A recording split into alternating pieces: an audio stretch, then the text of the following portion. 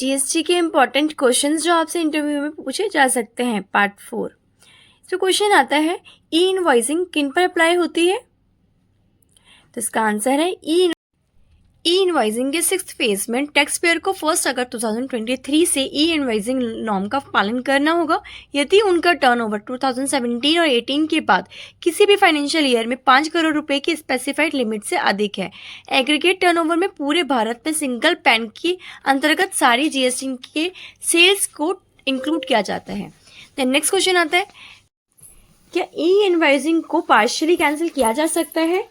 तो आंसर है ई इनवॉइसिंग को पार्शियली रूप से कैंसिल नहीं किया जा सकता है, लेकिन फुल्ली कैंसिल किया जा सकता है। कैंसिलेशन के बाद इंफॉर्मेशन 24 आवर्स के भीतर आईआरएन को देनी होगी। इसके बाद कैंसिलेशन का कोई भी अटेम्प्ट आईआरएन पे नहीं किया जा सकता और रिटर्न फाइल करने से पहले जीएसटी पोर्टल पे मैनुअल रूप से कैंसिल करना होगा। Thank you.